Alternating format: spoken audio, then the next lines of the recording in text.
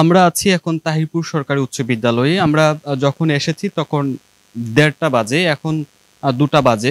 ভেতরে প্রবেশ করলাম এবং ভেতরে প্রবেশ করে যেটা দেখলাম যে বিদ্যালয়ের যে প্রত্যেকটি শ্রেণীকক্ষ প্রত্যেকটি বন্ধ রয়েছে এবং কোনো শিক্ষার্থীদের আমরা দেখিনি। আজকে তো স্কুল খোলা ছিল, ছাত্রছাত্রী আসছিল, ওনারা আইসে, স্যাররাও তো দেখছি আইসুন। আর পরে তো কিছুক্ষণ থাকার পরে ছাত্রছাত্রীরা আবার চলে গেছে। আজকে তো ক্লাসটা হইতে দেখছি না, এমনিতে ছাত্রছাত্রীরা আসছিল, আইসে আবার চলে গেছে। ওই যে তারা পোলা মানুষ রুয়া লাগাইতেছে, কয়েকদিন ধরে চলতেছে, পোলা মানে তো রুয়া লাগাইতেছে, আর স্কুল তো তারা সময় মতন আইতেছে যাইতেছে, সেই সংখ্যাটা একটু বেশি, সেরকম একটু কম থেকে। আজকাল তো সুযোগটা দেখছি না আমি, নাহলে তো মাস্টার তো আইতে আছে, একটা না আইতেছে।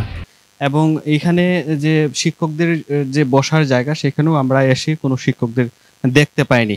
তো এই বিষয়ে আমরা জানবো বিদ্যালয়ের প্রধান শিক্ষকের কাছে, একটু যদি জানি।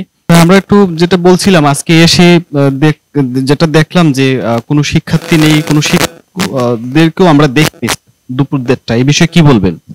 এটার প্রধানতম কারণ হচ্ছে এখন বড় মৌসুমে এই এলাকাটার মানুষের আর্থিক অবস্থা খুবই খারাপ, যার জন্য শিক্ষার্থীরা তাদের অভিভাবকের সাথে এই মাঠে চলে যায়। এই স্কুলে উপস্থিত খুবই নগণ্য, সব ছাত্ররাই মাঠে চলে গেছে।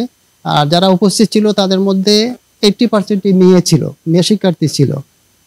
আর এই অভাবের ধারণায় তারা মাঠে যাইয়া কাজ করে, যার জন্য স্কুলের উপস্থিতিটা একটু কম ছিল, অত্যন্ত নগণ্যই, কমই ছিল। যার জন্য আমরা এই ১:১:৩০ দিকে আমরা স্কুলটা বিদায় দিয়ে দিচ্ছি, যেহেতু আর কোনো বই নাই, আমরা ক্লাস নেব কি দিয়ে, আমরা ছুটি দিয়ে দিচ্ছি। তো সব স্যাররা ছিলেন আমাদের স্কুলে।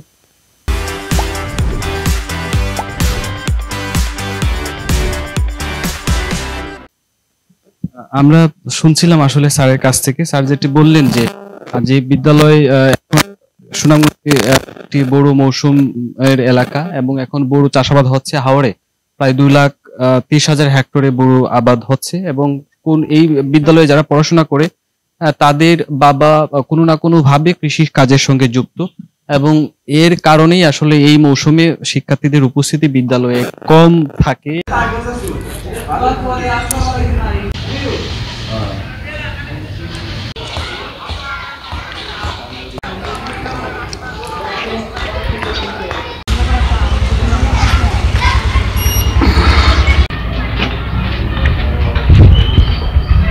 এবং আজকে যেসব শিক্ষার্থীরা এসেছে তাদেরকে বইয়ের স্বল্পতা এবং তাদের যে পারিবারিক যে কাজ, সেই পারিবারিক কাজের জন্য বিদ্যালয় ১:৩০ দিকে ছুটি দেওয়া হয়েছে, এমনটি জানালেন বিদ্যালয়ের প্রধান শিক্ষক।